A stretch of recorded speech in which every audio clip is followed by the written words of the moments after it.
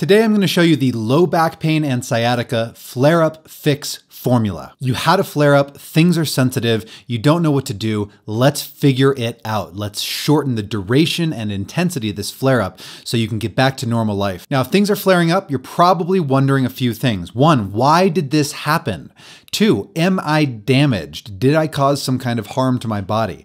Three, how long is this going to last? Is this something that I can get over quickly, or is this going to last for days or weeks or, God forbid, months? What should I avoid? And this is one of the most important questions because most people do the wrong things here. They actually avoid too much, and that's what prolongs the flare-up. And then ultimately, how do I fix it? What do I do? So today I'm going to answer all of those questions. I'm going to teach you a step-by-step formula that I use in order to get people out of a flare-up so that this can hopefully just be a little blip on the radar and we can get back to normal life as fast as possible. But first, let me ask you a question.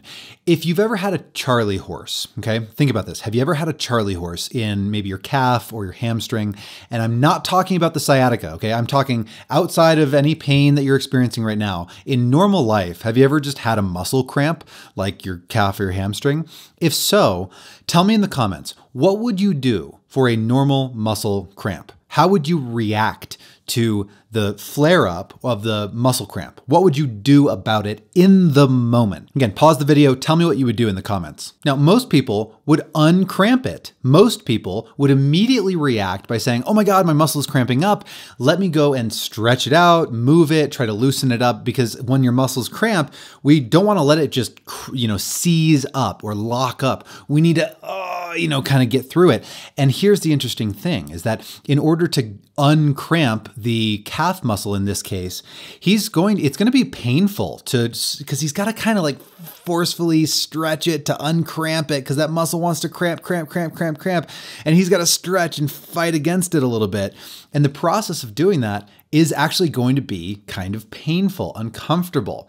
So why is it? It's really interesting that with hamstrings or a calf cramp, we immediately, intuitively know exactly what to do. Move it. But then when it's our low back that cramps up, we freak out. Why is it that we are so overprotective of our back that when our back has a muscle spasm, we do the exact opposite?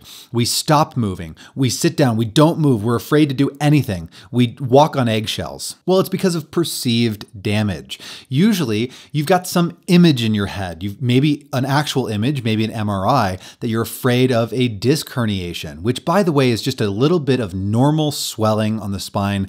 These do not matter most of the time. And even when they do matter, and even when they are responsible for some of your pain, they are not the only factor in your pain. And the more we hyper-focus on it, the longer that your flare-up is going to last. So if you're in your head worried about disc herniations or, oh my God, my joint slipped out of position or something like that, you've been told a lot of things that are just not evidence-based. So I'm going to show you the research and show you what to do. First of all, you need to understand that pain is not a sensation. Pain is an alarm system. Pain is your brain's way of saying, hey, there's something that we don't like going on here. We believe that there is a threat, and we're just letting you know that there is a threat that we are detecting. Now, the question is, would you rather have a security guard, i.e. the brain, that is lazy and that misses a bunch of threats and lets a lot of dangerous things happen? Or would you rather have a brain that is, or a security guard that is hypervigilant, that sometimes gets it wrong? Like in this case, there's a cute little chipmunk, but if you just look at the shadow, it looks like a scary monster, right? So sometimes pain is just a false alarm. That's normal. We actually want our brains to be hypervigilant. But we then need to step in as the higher authority and be able to distinguish between a legitimate threat and something that is a false alarm. Now, to prove that pain is not a sensation, I want to compare it to hunger. Pain is a lot like hunger, right? Pain, yes, hunger could happen from actual sensory information and the release of hormones, right? So it could be controlled, either increased or decreased hunger, controlled by hormones like leptin and ghrelin, but Hunger could also happen just because we're triggered. We see an advertisement for a juicy hamburger.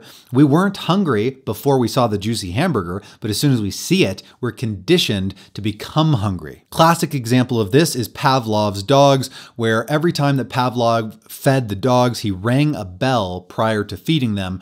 Eventually, he stopped feeding them and just rang the bell, and the dogs would salivate excessively with just the ringing of the bell. So they were conditioned for a hunger response. Just like you are conditioned for a pain response because, hey, maybe in the past there was something that happened. Maybe bending and lifting or twisting or lifting, a box or moving a couch.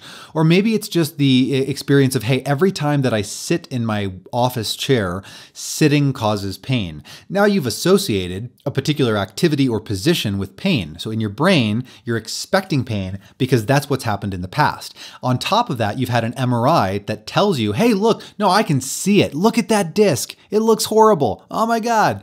And here's the deal. And then on top of that, the doctor who told you about the MRI freaked you out, told you don't bend your spine. It's going to make your disc herniations worse. It's terrible for your spine. Don't bend.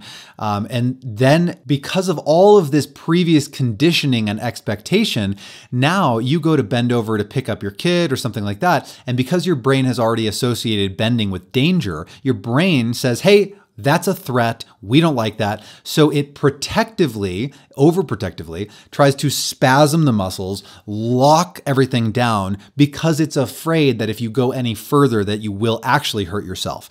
So the initial spike of pain in most cases is an overprotective muscle spasm, not some type of damage. And because I know most of you don't believe me, here's research. You are not damaged. Okay, this is a research paper explaining the causes of low back pain and the global impact and burden of low back pain because, hey, low back pain is the #1 cause of disability in the entire world. But here's the interesting thing. For nearly all people with low back pain, it is not possible to identify a specific nociceptive cause, meaning a specific damage in your body that is causing your pain. Only a small proportion of people have a well-understood pathological cause, meaning damage. And those things are things like vertebral fractures, malignancy, cancer, infection. Those types of things are legitimate causes of damage in the spine. But for the rest of us, it is not caused by damage. And even if there is some damage, for example, a disc herniation, that type of injury, although it sounds dramatic and it looks really bad on an MRI, is actually a very minor injury that for most people does not matter. So I know you're thinking, what about my MRI? I've seen the MRI. Look at this thing. It's horrible. Look how much it's compressing the spinal canal. Well, let me ask you this. We have a study here where we looked at over 3,000 people. Okay, at the age of 50, and these numbers would go up past the age of 50, and these numbers would be slightly less below the age of 50. But what we found is that in over 3,000 people, 80% of them had disc degeneration, 60% had disc bulges, 36% had a disc protrusion, and 23% had annular fissures. And there were a bunch of other things that they had as well. But here's my question for you. How many of these people do you think had pain? How many of them had symptoms? Do you think most of them had symptoms? Maybe half of them had symptoms? Put your answer in the comments if you're watching on YouTube, okay? Well, the answer is 0. None of these people had symptoms. It is very common for people to have a bad looking spine on the MRI and yet have 0 pain. So you don't actually have to fix a disc herniation in order to get out of pain in most, not all, but most cases. So here's what actually causes a flare-up. Yes, maybe there was an initial incident that made your disc sensitive. Maybe you did have an initial disc injury at some point. But most of the subsequent flare-ups, the little tweaks that you experience throughout the day, those types of things, or a one-off occasion where you have a bit of a flare-up, what is usually causing that is more chemical changes. The chemicals are more sensitive, so we have more substance P and CGRP, which are basically systemic inflammation or local inflammation in the spinal cord, so the nerves are hypersensitive. We've got muscle cramps, muscle spasms, where your brain is trying to protect you, and so it spasms your muscles in order to throw throw on the parking brake and stop you from moving. We have overprotective behavior, and we have fear and expectation. And notice I dedicated over 50% of the cause to overprotective behavior and fear and expectation, and that is deliberate, and I'll explain why. But your reaction to the pain is what prolongs the flare-up. So we can have the initial flare-up, but then how we react to the flare-up actually determines the length, duration, and intensity, and the number of times that it's going to come back. So we've got two types of pain. We've got the initial tissue injury. And yes, I'm saying this because I want to acknowledge that yes, there can be tissue damage. Of course, there can be tissue damage. You could have pulled a muscle, you could have injured a disc, you might have irritated a nerve. So this can happen. And then the body tries to do its thing and calm down. But then we keep having these little blips on the radar, up, and it keeps coming back, and up, it keeps coming back, because initially we have the injury, then we become to expect pain because we're fearful of the movement or activity that caused it in the first place. And then every time we even approximate those activities, motions, or positions, now our brain is overprotective, and we have these overprotective, hypervigilant, muscle guarding muscle spasms. And then it peaks and it peaks and it peaks. But if we implement the Thrives protocol, the flare-up fix formula that I'm about to teach you, then what we can do is say, yes, we still have the initial, spike. We have the initial tissue-related nociceptive, hey, there's, some kind of danger going on in the body. But then we can calm things down quickly by understanding the right protocol. And it could get better than that. Once you get really good at implementing this protocol, yes, you still might have these little tweaks, these little, spasms where your back catches and you're like, oh shit, what is that? But then it's like a moment. Maybe it's just a 1 minute thing. Maybe it's just a 1 second thing and it goes away and you just forget about it and move on.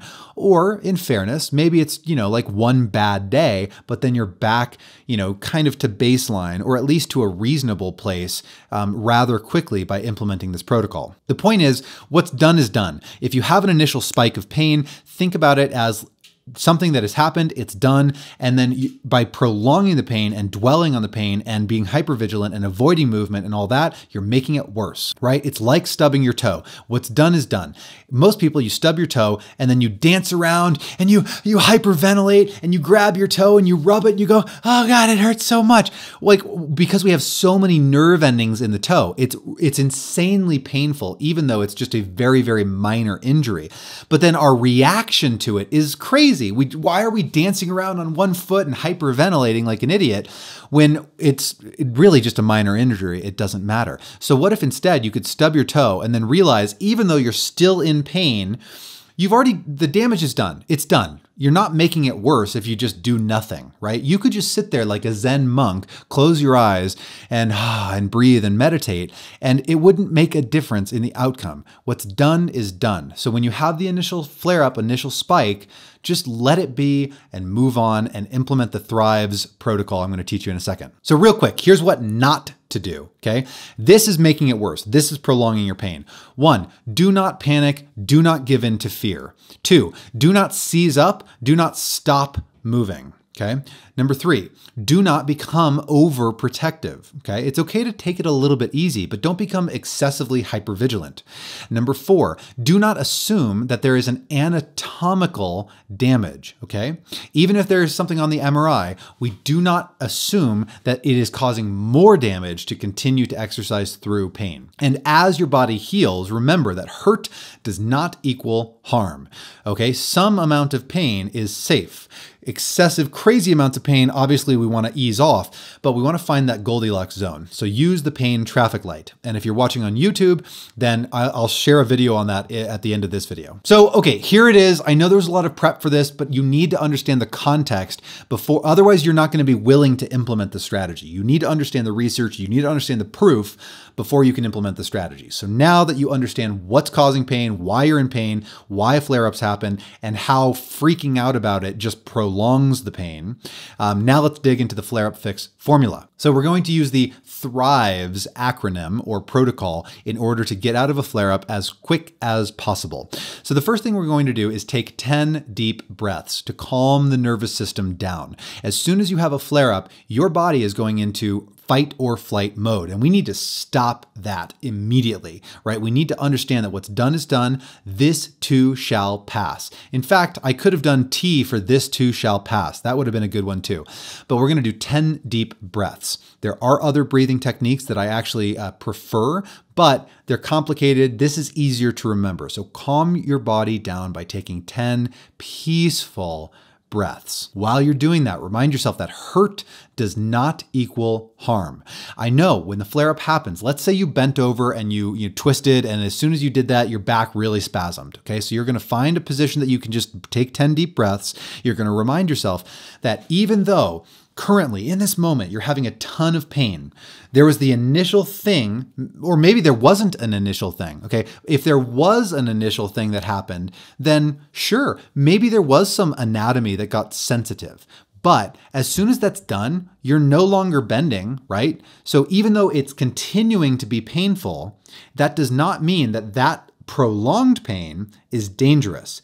The initial pain might have been sensitive and might have been anatomical, but the prolonged pain of you just sitting around is not causing more damage, okay? So it is safe to have pain. Next, we can find some type of relief from pain, whatever you like. Heat, ice, topical analgesics.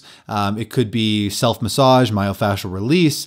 Heck, if you want to go get a massage, great, that's fine. All of those things are temporary pain relievers. None of them are particularly better or worse than others when we look at the research. So really, this comes down to personal preference. Do something to calm things down. Do whatever you need to calm things down. Next, we want to investigate the cause. And we're going to use a 4 pillars approach. Realize that what caused the pain is not the bending, okay? Why you should be able to bend. In a normal, healthy human body, bending is a safe and normal activity. So the fact that bending, quote unquote, caused your pain, or sitting or standing or walking or whatever, that's not the issue. The issue is some other underlying thing. It could be over-exercise in general. It could be doing too much too fast. It could be tissue tolerance. It could be stress. And I know a lot of you are really resistant to this idea, but stress makes your muscles tense. Your tense muscles spasm more easily. Spasms cause pain. Okay, so stress is not in your head. Stress is a physical reaction in your body. So we want to zoom out and think 4 pillars: exercise, nutrition, mental health, and sleep, and see if there are any changes in any of those 4 categories. Then we want to visualize healing and resilience. Now, this is the opposite of what many of you are doing, because most of you are visualizing your MRI, and that is making it worse. That tells your brain you're in more danger, and that every time you feel any pain, it's causing some kind of damage to your disc. That is false. Some of you are envisioning some horrible things happening inside of your spine that are not even anatomically accurate, okay? I'm not going to even say them because I don't want these words in your head. Stop thinking about the anatomy, okay? I want you to visualize your body as being a strong and resilient ecosystem that is capable of healing. This is very important. If you cannot do this, this is not some woo-woo, oh, I'm just gonna like visualize and I'm just gonna like make mind over matter, bro. It's not some hippie stuff. And by the way, no offense to hippies. I've been kind of a hippie my whole life. But I just want you to know this is very science-based, all right? This is believing that your body is capable of healing, because if you don't, the alternative is believing that your body is under constant threat by its own anatomy, which is going to make you hypervigilant, overprotective, fearful of movement, weaker and more atrophy, and more protective, and more muscle spasms, and more tense, and more pain. So we need to stop that cycle immediately. And that's why if you're going to visualize anything, do not visualize anatomy, and visualize your body as this strong and resilient mechanism that is ecosystem that is capable of healing. Next, exercise gently. This is really important. This goes back to the Charlie horse analogy, that if your hamstring cramps, what would you naturally do immediately? You would try to move it. You'd try to stretch it out. You'd try to loosen it up. So we need to find some type of movement to prove to your brain that movement is not dangerous, because as soon as you fall into the trap of believing that movement caused your pain and therefore you should avoid movement, now you're going to prolong the flare-up. You're going to have a longer flare-up, more intense flare-ups, And flare-ups are going to become more common more often for a longer period of time, okay? So we need to prove any kind of exercise. It does not matter as long as it's not like crazy painful. Find some type of way to prove to your body that even if it's just a cat-cow or a pelvic tilt or some basic breathing exercises, a dead bug, a bird dog, I don't care, walking around a little bit. You find something that you feel comfortable doing, you must move. You have to move through it in the same way that if your calf cramps up, you're going to stretch it out. It's the same thing. And then lastly, once you've deliberately implemented this protocol, then stop messing with it. A lot of you are then obsessed with the flare up. You're obsessed with the pain. And so you're twisting, you're trying to pop it, crack it, pull it, rub it, bop it, twist it, pull it, poke it, pop it. You're trying to just mess with it constantly. And I need you to just stop with the anxiety. That's very, anxious behavior. And it's okay to have a little bit of self-soothing, but if it becomes irritating, like I've experienced this, where if I get a neck pain, flare up with work and stress, then I start rubbing it, popping it, stretching it, pulling it. And the more that I fuck with it, the worse that it gets. So instead of doing that, what I want you to do is just implement the, Thrive protocol, okay? And then once you have deliberately had some intentional type of pain relief, intentional breathing, intentional movement, then let it be. And even if that means that you're still sitting with some pain, just accept, right? I wish that this S was an A because I could say accept the pain. And I know that sucks, but you do need to just stop messing with it and accept that your body is going to heal in a certain amount of time, and you can get through this. So you don't need to change the pain because, going back to the H, hurt does not equal harm. So try as much as you can to go about your normal life and normal day and normal activities without constantly messing with it. So in review, we've got 10 deep breaths, calm the nervous system. Remind yourself that hurt does not equal harm. Find any type of pain relief that you like, heat, ice, topical analgesics, self-massage, whatever feels good for you.